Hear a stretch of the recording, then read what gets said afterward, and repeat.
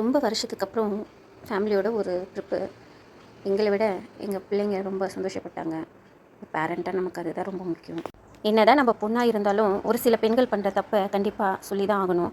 தனிநபர் சுதந்திரம் அப்படின்ற ஒரு விஷயத்தை தப்பான வழியில் பயன்படுத்துகிறாங்களோ. ஏன் அப்படி சொல்கிறேன்னாக்கா, படத்துங்களில் வர மாரி எனி டைம் ரொமான்ஸ் பண்ணிவிட்டு டூயட் பாடிட்டு வெளியில் போய் சுற்றிட்டு அப்படி வாழ்கிற வாழ்க்கை தான் சந்தோஷமான வாழ்க்கைன்னு தப்பாக புரிஞ்சுட்டு இருக்காங்க. ரியல் லைஃபுக்கும் நிறைய வித்தியாசம் இருக்குது. ஃபஸ்ட்டு அதை புரிஞ்சுக்கிட்டாங்கன்னாவே போதும். நம்மளை சுற்றி 1000 உறவுகள் இருந்தாலும் கணவன் மனைவி உறவுன்றது தான் ரொம்ப உன்னதமான உறவாகும். அப்படிப்பட்ட உறவவே 10 வருஷம் 15 வருஷம் வாழ்ந்துட்டு உன்னை எனக்கு பிடிக்கல அப்படின்னு தூக்கி போட்டு போகிறதுக்கு எப்படி தான் இவங்களுக்கெல்லாம் மனசு வருதோ.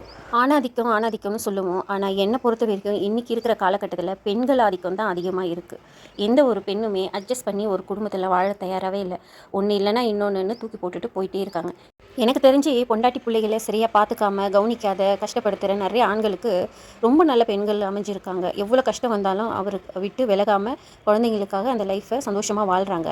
ஆனால் நாம் என்ன கஷ்டப்பட்டாலும் நம்ம குடும்பத்தை சந்தோஷமாக வச்சுக்கணும் அப்படின்னு உழைக்க தயாராக இருக்கிற ஆண்களுக்கு ஆப்போசிட்டாக அப்படி மனைவி அமைஞ்சிடுறாங்க. இன்றைக்கி நீ செஞ்ச துரோகத்தோட வலியை நாளைக்கு நீ நம்புகிற ஒருத்தர் உன்னை ஏமாற்றும் போது தான் அந்த வலி உனக்கு புரியும்.